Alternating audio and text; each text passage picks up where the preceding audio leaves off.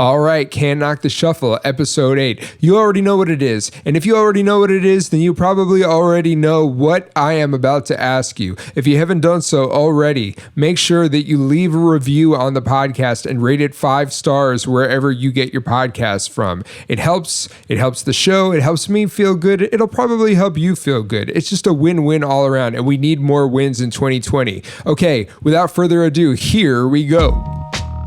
Welcome to Can't Knock the Shuffle. I am Sean Kantrowitz. I'm a music producer. I'm a TV producer, the host of a hip-hop game show called The Questions, and I'm kind of obsessed with how songs get made. As a fan, I've always noticed that artists typically only get asked about the same handful of songs throughout their entire career. It's always made me wonder, what about the stories behind those lesser-known songs, the ones that journalists tend to overlook?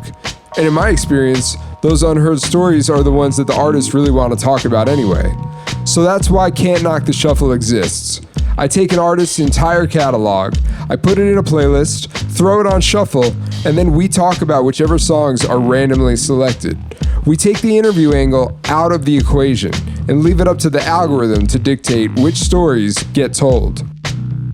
Nikki Jean is a hip-hop artist through and through, but her music may not always appear that way from a distance. A singer-songwriter who got her start in the extended family of the legendary Roots crew as a member of the band Nouveau Riche. Nikki's big breakthrough came when she wrote and sang the hook on Lupe Fiasco's hit single, Hip Hop Saved My Life, in 2007. She's collaborated with Lupe throughout his career ever since, but that was really only the beginning for her.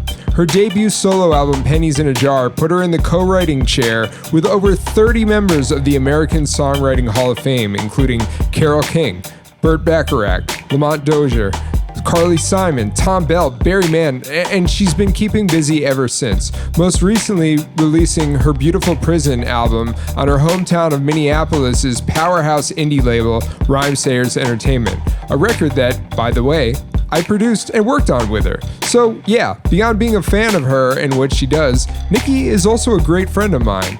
We covered a lot of ground in this episode, and whether you're a diehard fan, or maybe a little familiar with her work, or if you've never heard of her at all, I think that you're really going to enjoy this one. So, let's get into it. Can't Knock the Shuffle, episode 8 with Nikki Jean. Nikki Jean, hi, hello, how are you? I'm so good, how are you? Good. I was saying beforehand, this is so weird because we're friends, we've worked together on some things, and you have one of the most interesting stories that I know. Like, your story of your musical career would make a great Mad Lib because there's so many interesting plot points to it. And I mean that in the most complimentary way. No, it feels crazy too. It feels a little all over the place. My life does feel like a Mad Lib, actually. We've got your catalog here, and we've mixed it up, and we're going to dive through and go into it. So you ready to do this? I'm so here for it. Let's go. Song 1 is from 2014 from a project called Champagne Water, and the song is called Hands Up. They're talking to the witnesses, they're getting their descriptions and got them in, so it seems. They spotted him and they got him, they ran up on him and shot him just half a mile away. Just some kid with headphones rocking with his hands deep in his pockets. Never even heard him say, put your hands up, put them up high. Just some kid with headphones rocking with his hands deep in his pockets. Never even I wish that this song didn't feel so timely. Ah, man. That song, I wrote that song for my little brother. And I think I wrote it shortly after Trayvon Martin and his murder. And I remember I was still working on it and kind of lamented that it wasn't out when Tamir Rice was murdered.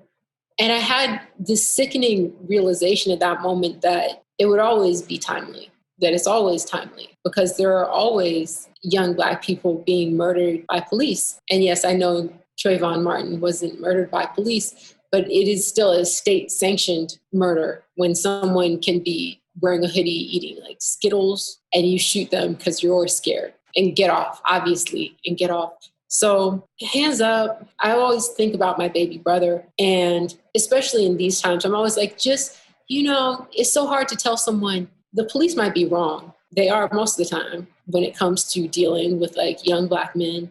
And that's my experience. And I know my experience is biased, but I was shot at by the police this summer. And like, fuck that. When people say, don't say defund the police because that's not what we mean. It is the fuck what I mean. Like, I mean that shit. I think police are so much more scary than almost anything we encounter on a regular basis. And that's coming from the place of my experience. And I think that people who have very different experiences, they're like, oh, you guys are so hyperbolic. And I don't know how we bridge that gap.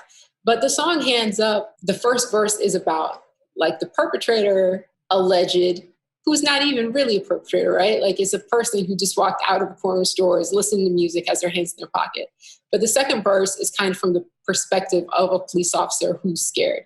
And the third verse is the perspective of me just talking to my little brother, like, yo, just put your hands up. Like, I know it's not fair. I know that you have very likely done nothing wrong, but just get home safe. Do you think that songwriters and artists have an obligation to speak about these things? What is your viewpoint on artists sort of addressing the issues that currently are happening in the world? Because there certainly are some, but I think that the general sentiment has been, especially in the last year that we've had, the output sometimes does feel a little light, especially in comparison to previous decades where you had the biggest artists in the world really making more explicitly detailed songs that also served as social commentary. So how do you sort of feel that responsibility, or is it a responsibility for artists to speak on those things? Well, my preference is good songs. So if you're able to do that very well, then I think it benefits us all.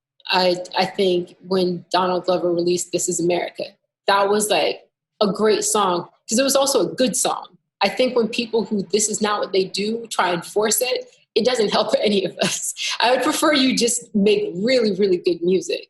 I think it's more, do we as humans have kind of an obligation to check in with each other and check in with the world around us?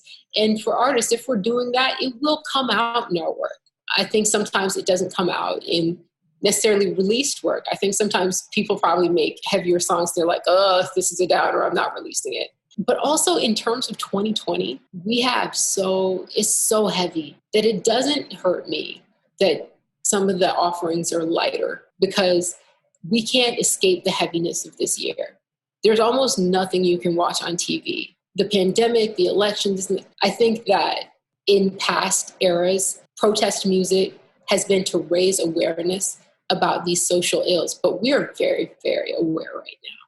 So I don't think it's necessarily our obligation to release that music, but I think it's we all belong to each other. So becoming more aware of those things and helping spread that awareness is a beautiful human thing to do, as is providing relief from the heaviness when we're so inundated with awareness. That's a good point. If it doesn't necessarily speak to those issues, it's almost a reprieve from the issues that we're just being constantly bombarded with all the time. Yeah, and it's exhausting to be bombarded with them all the time. Totally. What are your memories and sort of in looking back at this era, what was the champagne water era? What did it represent in your story? Where were you coming from and where did it sort of lead you? I think Champagne Water was my first real release after my album Pennies in a Jar. So it was me kind of Pennies in a Jar I wrote with all these songwriters from everywhere. Champagne Water was me like, okay, now you're not doing that. What kind of music do you make? What is your sound? What do you write without a co-writer or without rules or having to fit into a genre?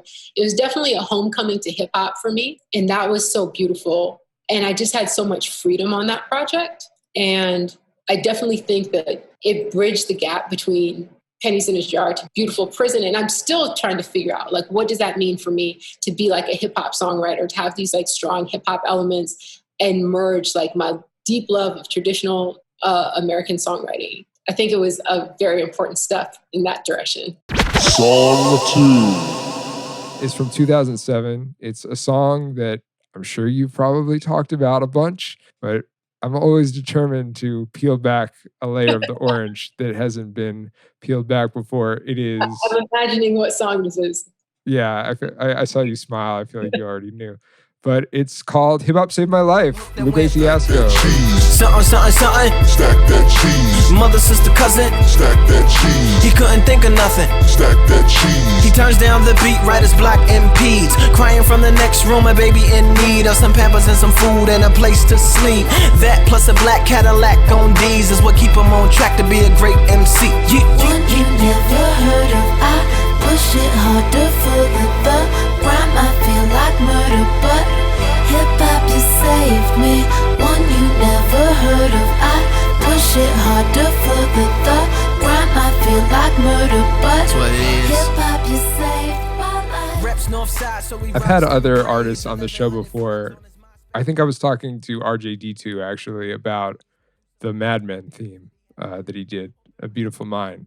And my question to him was, do you hate this song? Like, are you sick of having to be associated with this song? And I sort of, that's my impulse to you, like not necessarily leading with, do you hate this song, but how does it feel to have a song that so many people instantly, that's the connection, that's yours? Is that frustrating, or do you feel grateful for it? No, it's the song that changed my life.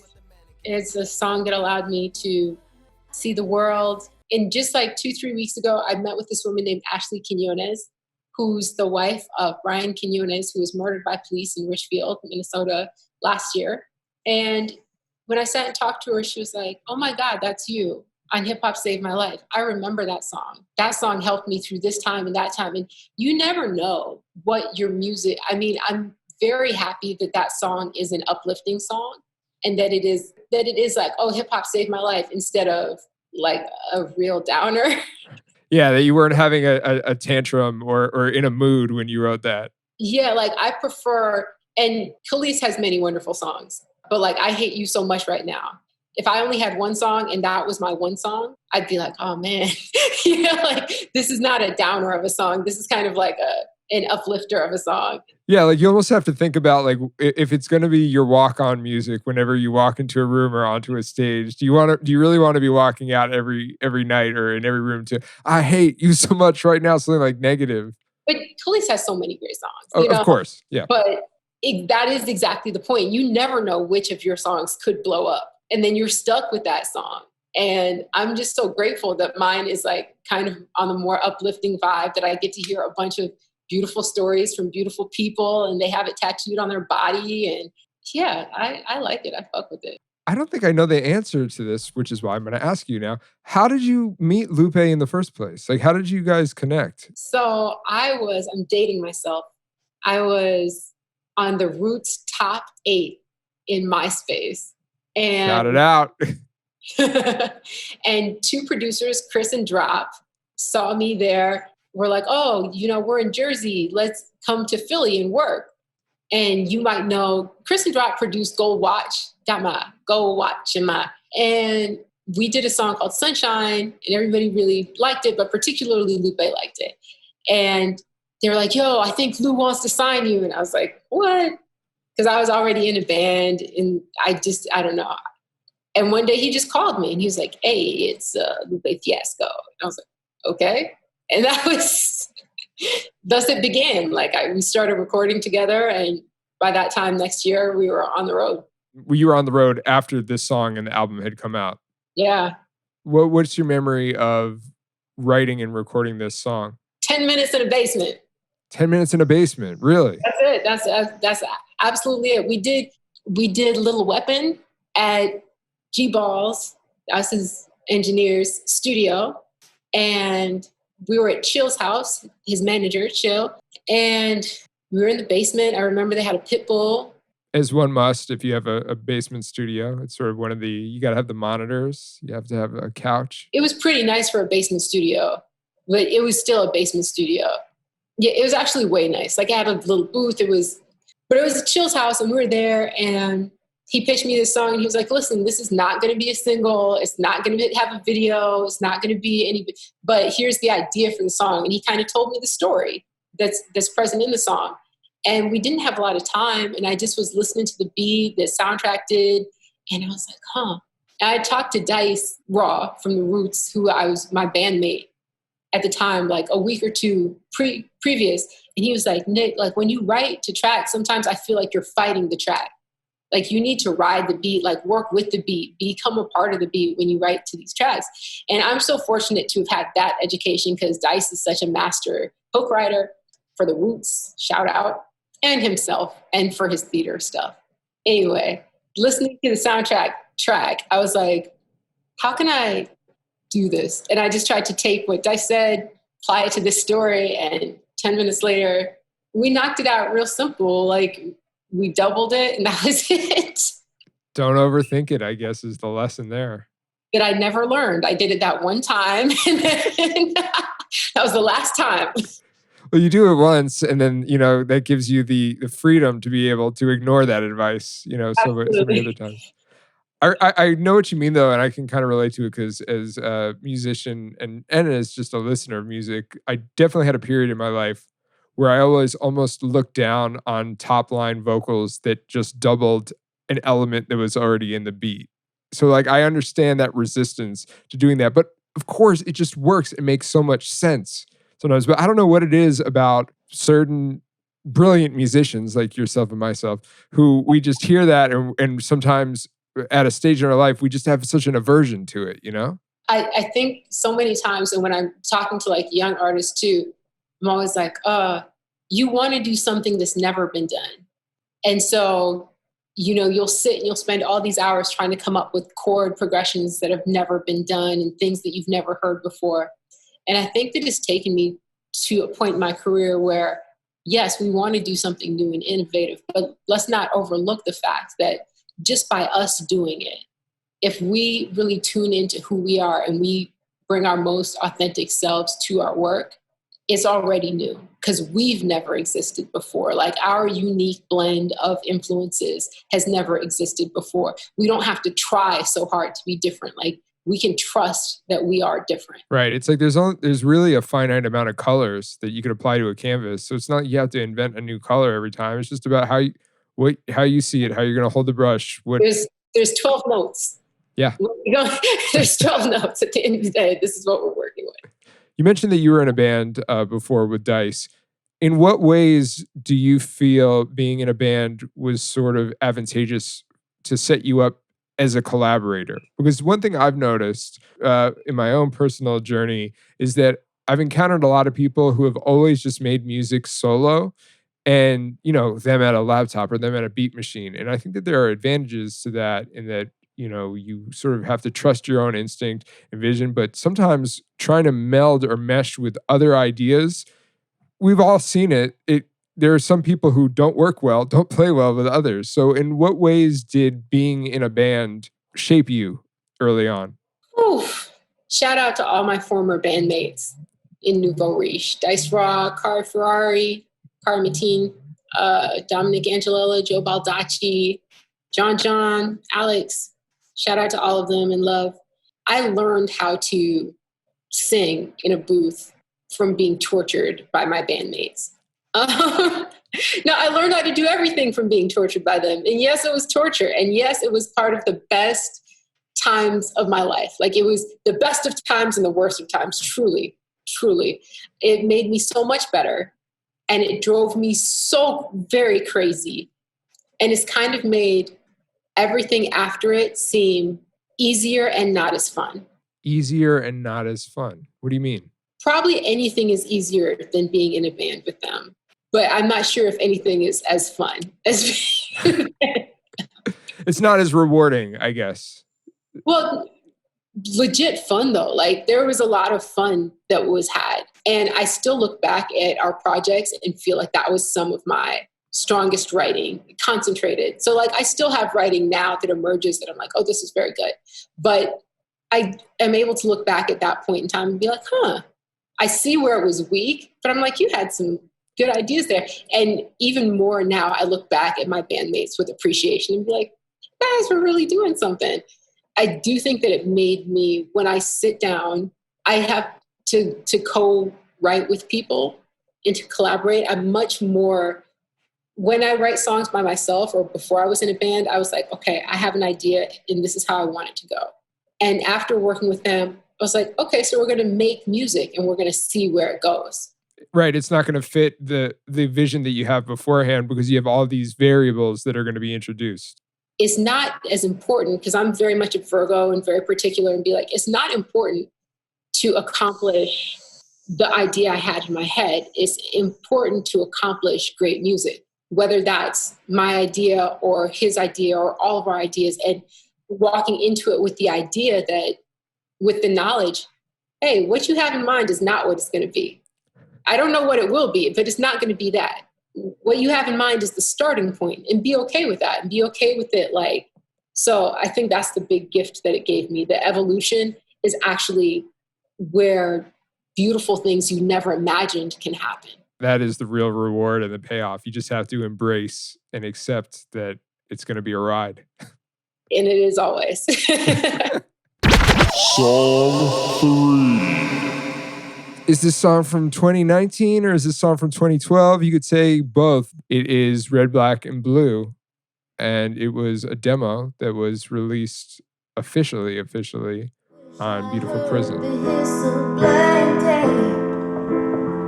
The scene is dead, the scene is dead, and I keep coming back to you. The dream is dead, the dream is dead, and everything is red, black, and blue. Like my eyes each time we fight the sky, morning and noon.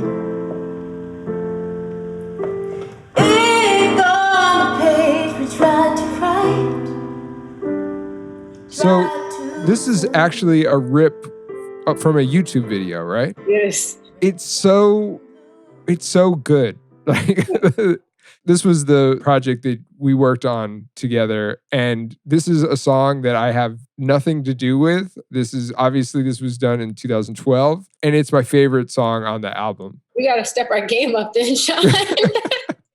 No, but I think a part of it might just be because, when you work on a song, you live in it for so long. And to me, this song's inclusion on that project is always sort of a gift that I'm able to listen to it. And I'm not attached to it. But with any of the wheels or the machine behind it, I'm just able to listen to it, which I guess is something that you don't get to do with any of your own songs on the project. But I still, Red, Black, and Blue is so interesting because I have to sit down and play it once in a while so I don't forget how. I actually remember watching Frank Ocean do a little rough video of Summer Remains. And I was like, that is so good. That song is just so good. I was like, can I do that? And this was as close as I could get to something like that. But I was so sad at the time. And even though the song, I'm trying to, 2012, when I wrote the song, so Pennies in a Jar came out in 2011. I got very kind of unceremoniously dropped by all the people I was working with when my album flopped. And around the same time, I lost this building that my dad had left to me because of some shenanigans with family, which happens when people die and there's trusts and there's things like that. And things were just going really, really poorly. I was coming out of a relationship. It was just too much all at once. And I had a complete breakdown. And I tried to kill myself. And I was institutionalized. And I had a physical altercation that I still can't remember with the person I was in a relationship with. So the time that I wrote that song, the song's called Red, Black, and Blue. And there's a line like my eyes each time we fight. And I had a black eye in the video that's on YouTube. You just can't see it because it's kind of like over here a little bit, like you see the shadow of it. And I think that we tried to re-record that song, but we could never really capture, again, just that quality, just the super raw emotion that was that is who I was at that moment in time. So I'm really happy that even though the sound quality is pretty shitty, that we put that song on the project because I don't think I'm usually that vulnerable. You put that video out in 2012 and you had put out other projects in between, but so why put it on Beautiful Prison? So I put out Champagne Water before. And I think with Champagne Water, I was like trying, kind of how we discussed, trying to establish like, what does it mean to be this hip hop singer, songwriter? And I really still at that point was like, I can do a better version of this song. We can produce this song. It didn't take long after that to be like, but maybe that's not what you should do. Maybe you don't have to be everything all the time. Like just being yourself, you are that. Like you are so hip hop and you are such a songwriter and you don't need to have like 808s behind every song to prove it. You don't have to prove it. You can just be it. It's okay. And I also think that I was not ready to be that vulnerable. And I also felt like, it's already on YouTube. That's old. But in the context of Beautiful Prison, I think it told more of the story, more of like the loose narrative of that project where, we're trying to get out of that. We're trying to get out of that prison. And how do we do that? There's this James Baldwin quote that I'm going to try not to butcher, but it says something to the effect of, we can't change everything we face, but we can't change things without facing them. We have to face them first before we can change them. And so in terms of just my growth as a person and as an artist, just like,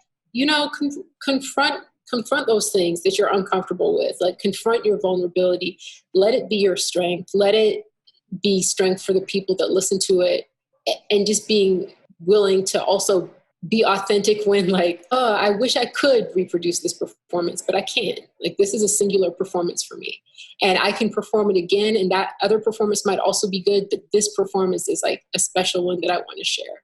So in a way, even though chronologically it's older, it serves the narrative to have it be the last song because it is sort of coming to terms with that idea and facing that, owning that vulnerability and really moving past it by documenting it officially on an album. And saying like, this is actually a part of who I am. It's not all of who I am, but it's a part of who I am and I'm okay with it.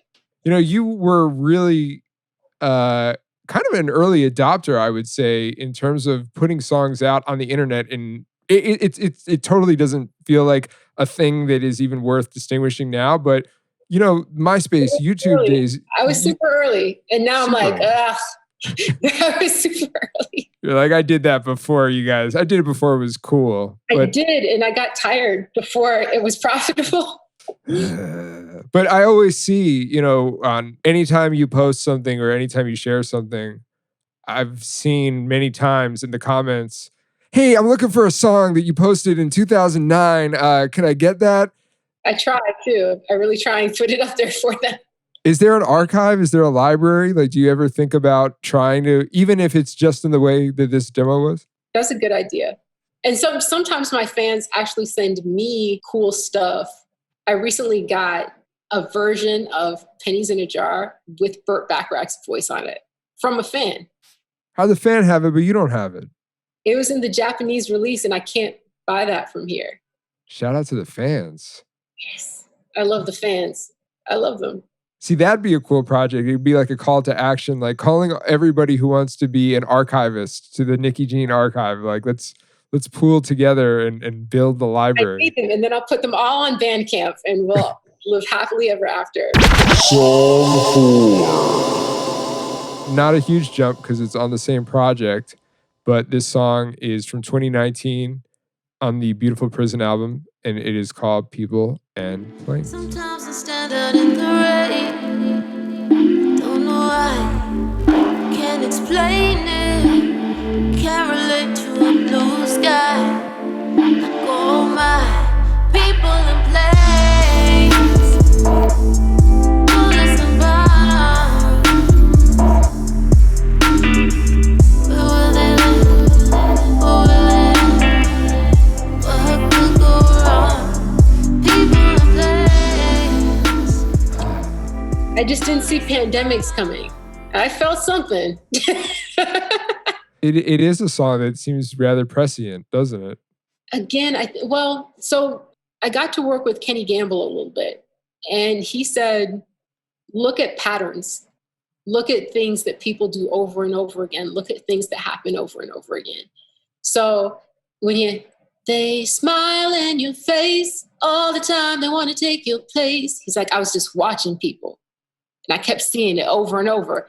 And People in Planes is like that for me, where I'm like, another plane crash, another school shooting, another bombing.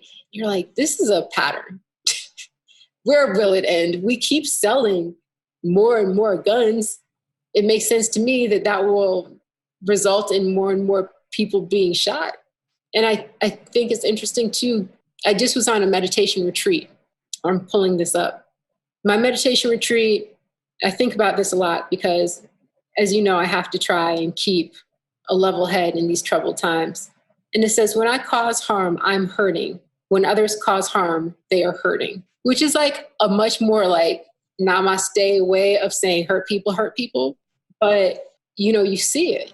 And as I look out on the landscape of the world and see how many people are hurting each other, I just think it holds a mirror up to how much pain and isolation we're all experiencing. We find it very difficult as a whole to see each other as one.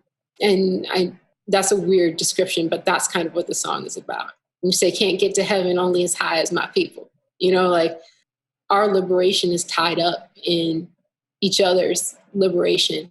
And to the extent that we can't even see each other as an extension of our own humanity, we're real far from freedom. So it's an everyday struggle. Was this a song that started on piano for you? Guitar. Yeah, it sounded like a super folk song when I wrote it. And I remember I auditioned it for Lupe, like on the guitar. I was like, hey, let's do work on the song. He's like, Nick, I do not play guitar. Like, I can't do anything with that. Like, go record a song, go make. And I love when he does that because it's such a reality check. Like, oh yeah, true. I don't even remember how it initially went. I probably should have saved that recording. It was markedly different. It was like a 1-5-4 type John. Same melody or even different melody? Different and a little faster. Folksier, but like, hey, ya, folksier. Like if Hey Ya was a folk song. I'm just thinking back even to all the different iterations of the song by the time I got involved in it. Because, again, a lot of the songs on the Beautiful Prison album, they'd been around for a bit. And when we were sort of reimagining them, there were so many different offshoots. And if you look at these, like there's just like all these alternate versions of these I'm songs. not doing that anymore, Sean. I'm not doing it either. Let's not do that. We're not doing that. Let me ask you a question. Okay. Are you still producing? Yes. I can still send you songs? Yeah. Okay. Are you saying this for the podcast or are you saying this for like real life? It's real life. You can put it on the podcast, but it's real life. All right. Put it in as a little plug. Yeah, no, I'm excited. I definitely would like to work on more stuff and not overthink it. I'm not saying that to you. I'm saying it to myself as much as I'm saying it to you. My new strategy, there is a story about this pottery class where this teacher was like, one half of the class, make as many bowls as you can. The other half, just make one bowl, but the best bowl you can make it. And the half that just made as many bowls as they could ultimately ended up making much better bowls than the one that so I'm just trying to make more bowls now. I'm trying to make more songs, get them to a place. And it's like, not try and perfect an okay bowl, but it's like, we'll make a new bowl. Like, we'll make a new song. We're not going to get overly attached to these songs. We're just going to make a bunch of them and see what happens. My friend has been preaching that a lot. Her mantra is, it's better to get it done than to get it perfect. Because what you learn in that effort and then you take to the next effort, I think is more valuable than just staying in that one effort. Yeah, I get so envious of, not envious, but I really respect those artists that crank them out. I'm surrounded by very prolific humans right now. ASAP is super prolific. Atmosphere is super prolific. I'm trying to learn from them. Well, I was going to say that's a great segue to the next thing I was going to ask or just talk about, that this project was your first on Rhymesayers, which I'll let you get into it, but like Rhymesayers was both a new chapter and sort of like a homecoming for you. Yes, I'm from the Twin Cities. I started going to Fifth Element when I was real young. My sister used to open for Atmosphere at shows and work the door at shows, my older sister. So I've known them for a long time. I did Scribble Jam with them back when Mikey Idea was alive. Shout out to Mikey. I've always been a huge fan of the label, huge fan of the people at the label. Slug from Atmosphere, Ali, people I love, Al, Blueprint, such good people. And I'm thrilled to be signed to the label. It's nice to work with people who care about you as a human more than they care about your success as an artist. They're like, yeah, we want you to be successful as an artist, but not at the expense of like you and your wholeness, which is pretty rare in the industry. And I'm really happy to be here. Song 5. 2015, Lupe Fiasco song by the name of Madonna and Other Mothers in the Hood. No one shall prosper. Lord knows if I said it is gospel. Your mama, Madonna,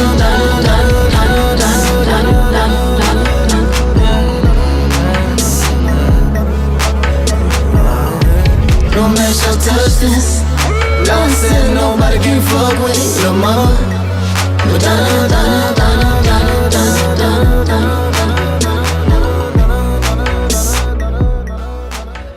So you've already explained that he doesn't love it when you come in with an acoustic folk song and tell him to just start rapping on it. But what is the songwriting process like between you and Lou? It varies so much. We write so many different kinds of ways. He's my favorite person to collaborate with because we've done it so much. He's such a great writer and he trusts me but pushes my writing at the same time. Sometimes, like with this song, he'll have a hook written. I'll come in and I'll sing it. I'll write, like on this one, he had it written. There's 2 versions of the hook on the song. So I wrote the line, Lord knows if I said it is gospel, but the rest of the hook he had. He lets me come in and do all these different like layers and harmonies. And there's a part in there that sounds like it might be pads, but it's actually me like just floating all out. And he let me do it. He lets me have a lot of fun there. But some songs like, well, Hip Hop Saved My Life, I wrote by myself, and like Little Death, I wrote by myself. When we did, I said we did, but it was his album. I was just heavily featured on Drogas Wave. And when we worked together on that, it was the first time I got Lou to sing something that I wrote on record. And that felt like really special to me. So from your perspective, what is the song about? You know, Tetsuo in Youth, such a beautiful album, had this very loose storyline and feelings that went with the seasons. And I think that there's several songs that kind of tie themselves together with this song to me in terms of like Choppa, which had like all the homies, like Billy Blues on it. I love that song. But this song also to me kind of ties to Prisoner. So there's a lot of like social justice and Deliver. Peace man don't come here no more. So there's a lot of like, Lou talks about social justice issues a lot on Twitter and in song. And in this, I think that this was kind of a storytelling exercise, just like Hip Hop Saved My Life was. Like he was telling this story and there's a lot of redemption in it. There's like a lot of humanity in it, just like he does with the songs about the babies that have been, you know, murdered. He's real good at it. He's real good at taking that abstract and making it so personal and so present. And it's like, oh, we're right here now. You have throughout your career worked sort of side by side with someone who is often regarded as one of like the most lyrically dense, the dexterity of the writing, complex. There's a lot to unpack and unwrap when you listen to these songs. This is just something I would always want to know. Do you ever get into a session and you're just like, Lou, what the hell is this song about? Like, or does it seem a little bit more evident when you're actually there and witnessing the creation of it? Well, on one hand, like Lou will tell you the concept of the project, and I really love his writing. But sometimes I'll just like not listen if I don't. Like, what is it you want me to do? Bet that. Put Mural on, and I'm like, just a lot of raps right here. Just some good rapping. But I might have to listen to that like several times. I remember talking to, we were working on that project and I had just done cover of Drift Away, Ab Soul song. And then I was like, Lou, do you think he would like do a song with me? He's like, yeah, I think he's like, will you connect us? And like, he did the thing. And Ab was over at the studio. He played Mural. And I remember saying like, oh, it's so dense. And Ab had such a good thought. He was like, yeah, it's meant to exhaust you. Like Mural is meant to exhaust you. It's meant to hit you so hard that you're like, oh, you're, you know, like almost like a Thai massage, like just like, okay. And like listen to the rest of the album from that state. I think that in an age where a lot of people's work doesn't have a lot of replay value, Lou's always does, because there's Easter eggs there for days. And there's one of my first hip hop albums that I fell in love with was Resurrection from Common Sense, who's now Common. And that's what I loved about it, that I could listen to it, get something different out of it next time, get something different out of it next time. So yeah, I'm thrilled to have had the opportunity to work with Lou so much because I love his work and it's fun. Like it's fun for me. And especially like some of his newer stuff, the House tape, the Timbuktu Day from Wave, like when I hear him having fun, like just on the track, I'm like, you are having so much fun right now. And as his friend and someone who cares about him and someone who's worked with him, it's a joy to hear him having fun and still being so like lyrically dexterous. What's the biggest thing you've learned about songwriting from Lou? Oh man, he's a great hook writer, isn't he? I think he's a great hook writer. I think his biggest hits he's written the hooks on, and he's a fantastic hook writer. That's a big part of it. We worked in a nonprofit society of spoken art, SOSA Guild. Shout out to all the ITs who I adore. And through working together, I think it kind of codified what I learned from him, which is his ability to have a deep appreciation of his album craft. If I ever make another album, I hope to apply some of those things that I've learned. And also his ability to take like a high concept and make it so personal and make it so immediate. Janala Forever is a great example. And I think that, you know, Post Malone will say, oh, if you want to cry, like, don't go to hip hop, go to Bob Dylan. Nah, we don't agree. Yeah, with trash. Yeah, we don't agree with that. But like, I've written with Bob Dylan and I've written with Lou and Black Thought, you know, and Lupe's songs make me cry every bit as much as a Bob Dylan song can make me cry. And I think that's a gift. Song 6. From 2011. It's from the aforementioned Pennies in a Jar album, and it is called How to Unring a Bell.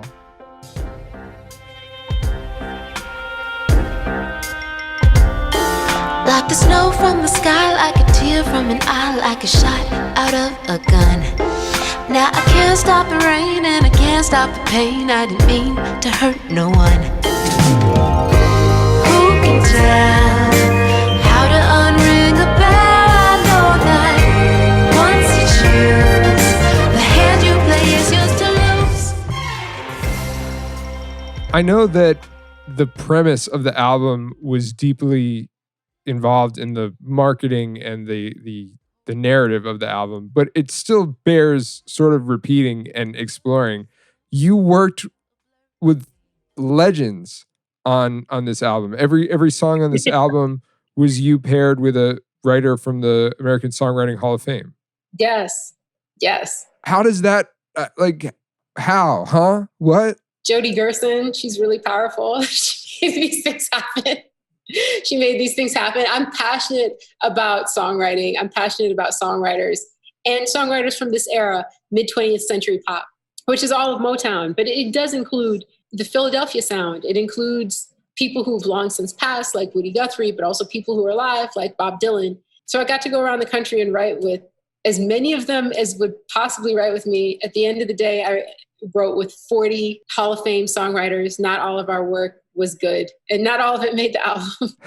But this song was with my Uncle Tommy. He's not really my uncle, but he said I could call him my uncle. Thom Bell, just stylistic, Stelphonics, the Spinners, Denise Williams. I'm not even scratching the surface here. His wife is Hawaiian, and his daughter, I got to meet one of his daughters, Tia Bell, who I adore. And we just like clicked right away. And I looked like I could be related to him. And they were like, oh, you just called me Uncle Tommy. And I got to go up to Bellingham, Washington and work with him and just had the had the best time. And he told me all these stories about Linda Creed and amazing lyricists that he worked with over and over again. And this is a song that we wrote together. I love it. I still have some like recordings of him. It's just beautiful. Is the reference to a bell in the song title referential to the fact that you were writing with a Mr. Bell? It just turned out that way. It's actually something that he said. He was like, I mean, how do you want to ring a bell? And I was like, aha. And that was just, some people just carry magic with them wherever they go. And like Thom Bell is one of those people. Where were you in the songwriting process when you did this collaboration? Like how far into this odyssey were you? I would say I was in the middle of it. If I can separate things into beginning, middle, and end, this was definitely the middle portion. Were you nervous about doing this? Like I feel like you would have had to have been. Even though it was a dream come true, I would imagine, it still just seems like, as a relatively younger songwriter, going in with all of these legit OGs, what was going through your head at that time? Learn what you can. Like, just learn what you can. You can't focus on like impressing them or any of those things. Because some of them were like super nice and some of them were like mean a little bit. And you just have to sit there and be like, yo, it's such an opportunity. So like, take it in, be grateful, be humble. Because people would tell me like, I don't like what you do. I like music like this and this and this. And I think that this is the wrong way to go about things. And you have to be ready in that moment to be like, well, that's why I'm here. I'm here to learn. But why would they take these? I mean, I guess you can't speak for them as to why they would want to get into a room with somebody that they could then, disparage or. Oh, here's the thing about songwriters, especially songwriters who have had major smashes, which all these songwriters have. They want another one. And if there's a chance that they're like, signed to Columbia, you say, I'm getting calls from like important publishers. This could be some heat. This could. One more hit. They all want another hit record. There's no songwriter that's had like a hit record who, if you say to them, would you like another one? They're pass. No, they're all like, there's a chance here I could have another hit record. Let's go for it.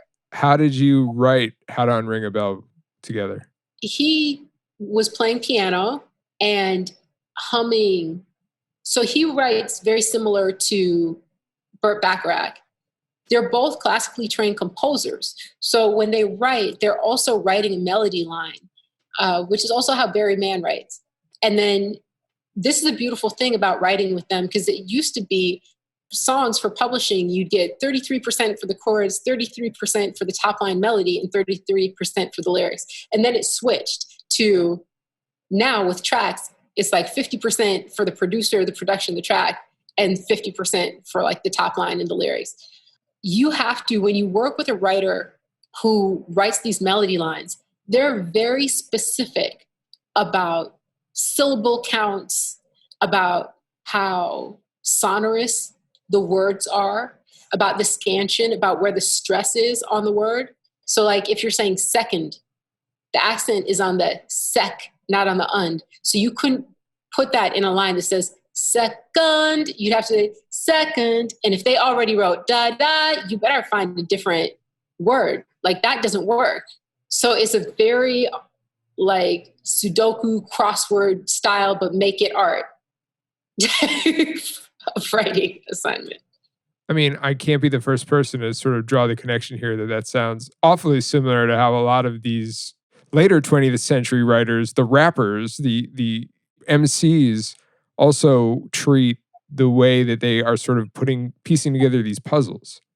It is, but I think that it's piecing together puzzles. So you're still using the same kind of muscle, but you're using it in the opposite way. So I remember hearing one of my students before say, anyone can make cat rhyme with hat. Like that doesn't even take skill. Like skill, you're making words rhyme that don't even rhyme. Like that's skill. And so like with something that is seen as very artful as a lyricist in hip hop would be looked at as like syllable jamming, or like, this is not a pure rhyme. This isn't even, so like slant rhymes, a certain generation of songwriters in a certain genre of songwriting is like, You mean a non-rhyme? No, it's a slant rhyme. Psh, no. Laugh you out the room. They're just like, oh, you're one of those writers. Okay, it's fine. You know, like it's not, they're not going to laugh at you. They're just going to be like, oh, I understand.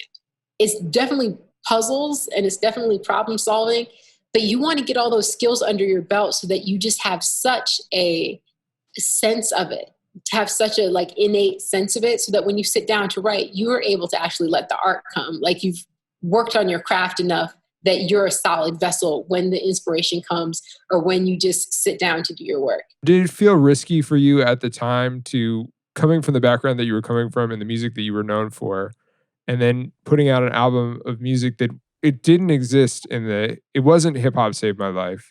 It wasn't really, you know, the Nouveau Riche like stuff. It was definitely a left turn. Did it feel like you were taking a major swing at the time, or did you just inherently feel like the right thing to do? I didn't have any other choice as who I am, as someone who really grew up loving. I remember when my producer, Sam Hollander, he was like, you'll go around and you'll write with all these songwriters. And he had already done a song with Carole King. And I was like, I get to write a song with Carole King? And he was like, yup. And I was like, I'm in.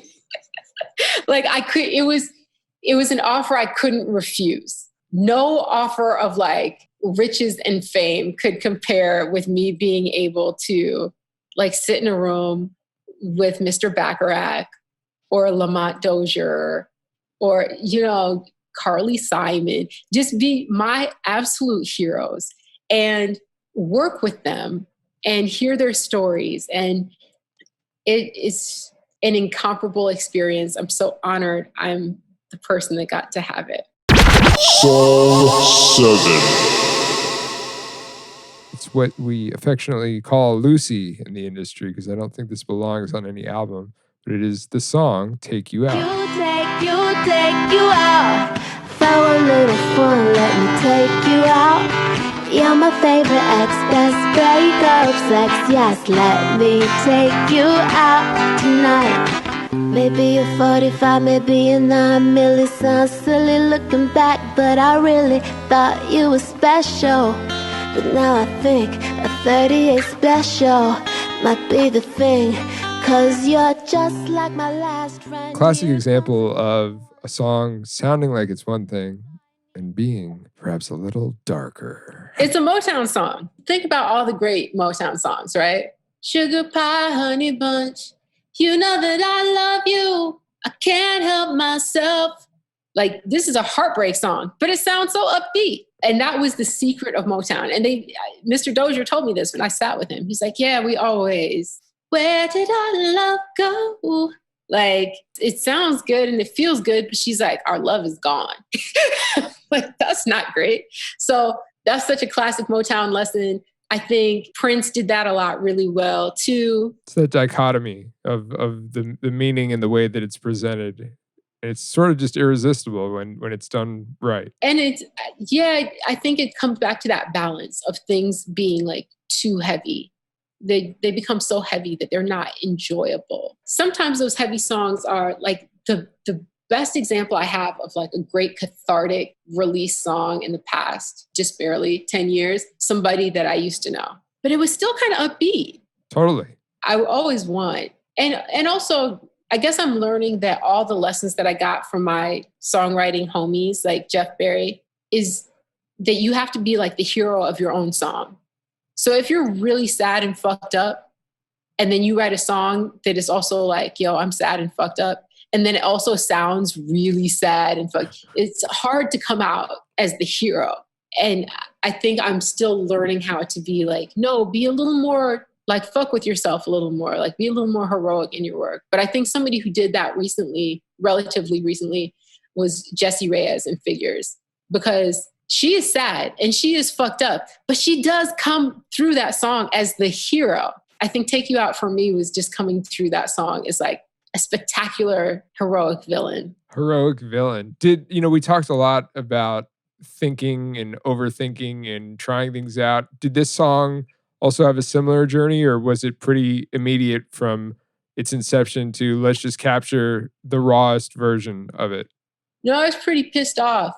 And I went to sleep And it was a period of my life when I was going to sleep with my guitar, and I woke up at like 2 a.m. and wrote most of the song and went back to sleep. And then I think like a couple days later, this back when I was still recording in Amir's room, just went in and cut it. And everything we tried to add to it, I was like, I don't know if I like it as much with the added pieces. For live performance, it's good to add drums and bass so that the audience is like, I'm not at a folk show, I'm at a hip hop show. You're like, yes, did you hear that 808? But, this one was pretty straightforward. And I think that's to the point that we don't have to like overthink things and overproduce things for them to be effective. I feel like your whole career, as you've described it, is just strategizing when to use and when not to use the 808. That's it. That's all I do. I think about it like, wait. No. Wait. No. Okay. Now. Huge shout out to Nikki Jean for going through her catalog on the show with me. If you want to stay up to date with everything that she's got going on in her world, please be sure to visit NikkiJean.com. Thank you to everybody who's been supporting Can't Knock the Shuffle. As we get closer to the end of the first season of the show, make sure again that you rate and leave a comment on the podcast wherever you listen. You can find me on social media at Sean Dammit.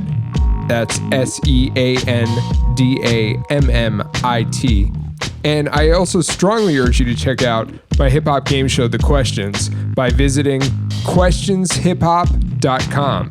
You can also shoot me an email at can'tknocktheshuffle@gmail.com. Till next time, peace.